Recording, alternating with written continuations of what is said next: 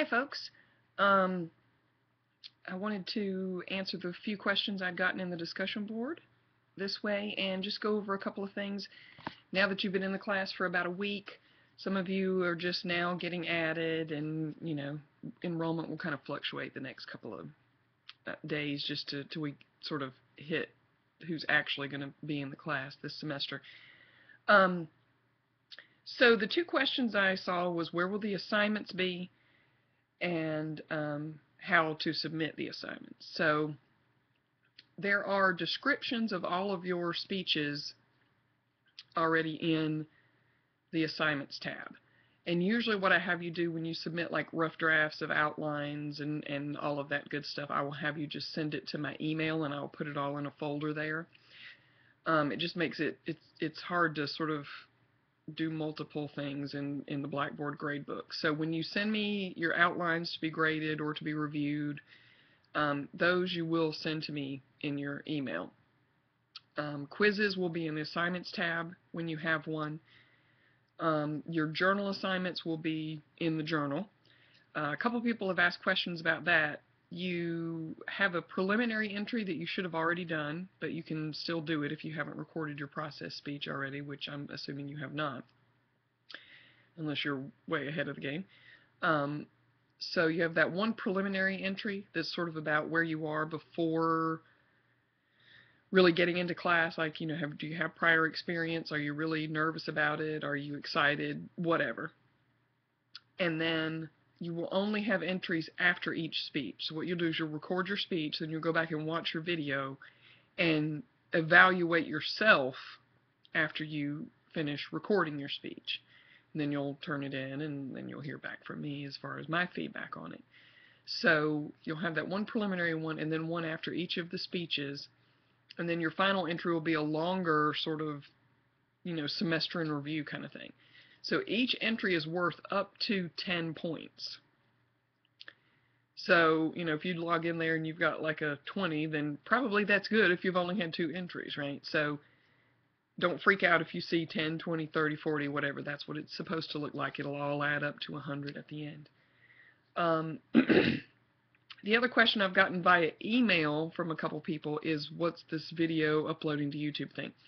Because you have to record all your speeches and upload them to my YouTube channel, I want you to submit the topic for your process speech that way. I won't have you do every topic submission that way.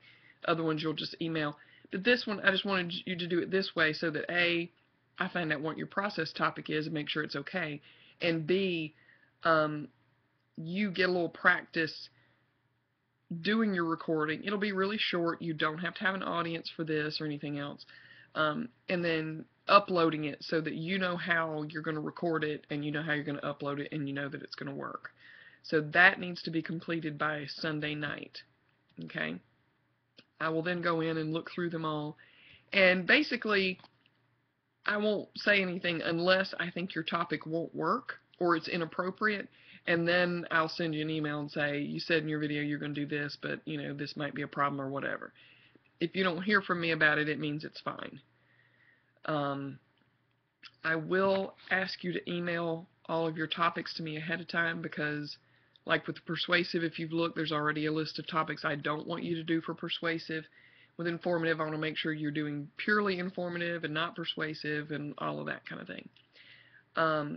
But it's important right now to make sure you know how you're going to record and how you're going to upload. And even though you don't need them for this first little topic submission, you need to know who your audience is going to be and that they are going to be able to come and watch you multiple times over the course of the semester. Like I said in the announcement and the email before classes started, if you cannot get at least 5 adults, record in front of them and upload it to YouTube, you cannot do this class online. If you do not clearly have an audience, if in one constant video I see audience and you interacting with them, if you don't have an audience, I'm not going to grade the speech because that's not public speaking. That's just talking to yourself in front of a webcam. So I cannot emphasize enough how important it is that you have an audience for every one of your speeches. If you do not have an audience and I cannot easily tell that they are there and watching live, I will not grade the speech. Don't try I'm going to videotape an audience in a little short video, and then I'm going to upload a video of myself speaking after they've left the room. No. I've even had people say, well, I videotaped my audience and then we had to move to a different location for me to give my speech. Come on, okay? So it needs to be that I can see that you clearly have an audience. If it's in the same shot, you start on them and then you set it up to watch you, that's fine. I don't need to see your audience during your speech, because what I want to see is you, and as much of you as possible, to see if you're making gestures and you need to be standing and all of that good stuff. But I need to be able to very clearly tell that you have at least 5 adults watching you live and you are interacting with them, not with the camera. Don't talk to the camera, talk to your audience. That's the public speaking part. The discussion boards, a few people have asked because they came into the class late or got started late. Discussion boards really are only doable during the time that they are assigned. The first weekend one was only 3 days, I realized, but that's because the school requires us for online classes to put an assignment up the first weekend, whatever the first few days are, to make sure who is logging in and participating and who is not. Okay? If it's not enough to just log into class where I can go in and see that you've come in, you have to be participating in discussion boards and doing other assignments in order to be considered participating. Okay? So there are no makeups on discussion boards, because the point is to do it in the time frame with your classmates, to read what they're saying, to put up yours, then they can respond to you, and back and forth. So if you don't do a discussion board assignment in the time that it's assigned, which for most of the time, other than this first weekend, it'll be Monday morning to that Sunday night at midnight. If you don't do it in that time, you can't make it up. That's just the nature of discussion boards. I dropped the lowest grade, and by the end of the semester, there'll be a ton of them. So even if you miss more than one and one's dropped and you have another one that you missed, it's not going to be a giant drag on your discussion board average, because there's a lot of them and they'll all average out by the end of the semester. You should post your response to my question by Wednesday night at midnight, and then go back in later in the week, read what everybody else did, and respond to at least 2 people. There is a rubric. You can see the rubric in the assignments tab. There's a little copy of the rubric that you can just click on and open up and see how I'm going to grade it.